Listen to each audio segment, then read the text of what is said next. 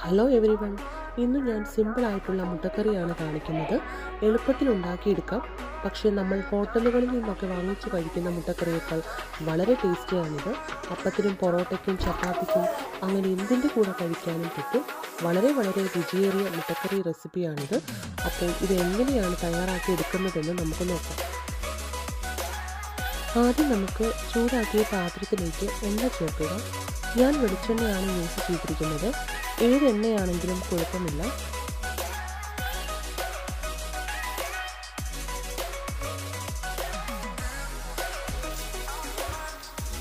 ഇനി നമുക്കിതിലേക്ക് 1 ടീസ്പൂൺ പെരുംജീരകം ചേർക്കുക.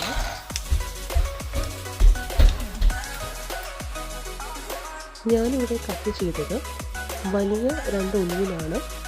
ഒനിയൻ ചെറുതാണെങ്കിൽ 3 എണ്ണം വരെ ചേർക്കാം.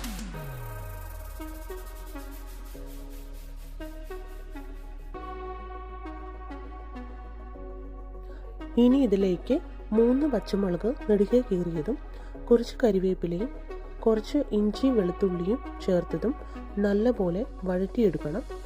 സവോള സോഫ്റ്റായി കളർ മാറി വരുന്നത് വരെ വഴറ്റിയെടുക്കണം.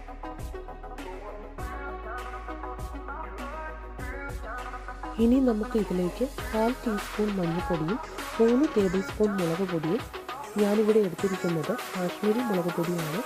ഇതിലേക്ക് 3 ടേബിൾ സ്പൂൺ മല്ലിപ്പൊടിയും 1 ടീസ്പൂൺ ഗരം മസാലയും ആവശ്യത്തിന് ഉപ്പും ചേർത്ത് നന്നായി വഴറ്റിയെടുക്കുക.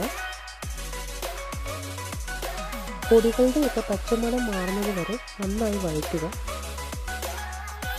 ഇനി ഇതിലേക്ക് അരച്ചു വെച്ചിരിക്കുന്ന 2 തക്കാളി പേസ്റ്റായിട്ട് ചേർക്കുക.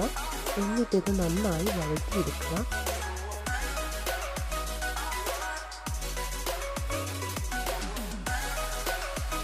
ഇനി നമുക്ക് ഇതിലേക്ക് കുറച്ച് വെള്ളം ചേർക്കണം. ഞാനിവിടെ സാധാരണ വെള്ളമാണ് ചേർത്തിരിക്കുന്നത്, ചൂടുവെള്ളമൊന്നുമല്ല, നോർമൽ വാട്ടറാണ് ചേർത്തിരിക്കുന്നത്. ഇനി നല്ലപോലെ മിക്സ് ചെയ്തെടുക്കണം. നിങ്ങൾക്ക് കറി കുറച്ചുകൂടെ ലൂസായിട്ട് വേണമെങ്കിൽ കുറച്ചുകൂടെ വെള്ളം ചേർക്കാവുന്നതാണ്. ഇത് നന്നായിട്ട് തിളച്ച് വരുന്നുണ്ട്. ഞാനിതിലേക്ക് ചെറിയൊരു ടീസ്പൂൺ കുരുമുളക് പൊടി ചേർത്തിട്ടുണ്ട്. അതിനുശേഷം ബോയിൽ ചെയ്ത് വെച്ചിരിക്കുന്ന 4 മുട്ടയാണ് ചേർത്തിരിക്കുന്നത്. ഞാനിതിലേക്ക് കുറച്ച് തേങ്ങാപ്പാൽ കൂടെ ആഡ് ചെയ്യുന്നുണ്ട്. ഈ തേങ്ങാപ്പാലാണ് ഈ കറിയുടെ മെയിൻ ഹൈലൈറ്റ് എന്ന് പറയുന്നത്. ഇനി ഇത് നന്നായിട്ട് തിളച്ച് വരുന്നുണ്ട്.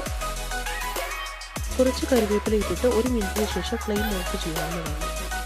ഇനി നമുക്കിതൊരു ബൗളിലേക്ക് മാറ്റിയെടുക്കാം. ഇത് നല്ല ടേസ്റ്റി ആയിട്ടുള്ള മുട്ടക്കറിയാണ്. എല്ലാവരും ട്രൈ ചെയ്ത് നോക്കുക. നിങ്ങളുടെ അഭിപ്രായങ്ങൾ അറിയിക്കുക. Please share and subscribe. Thank you.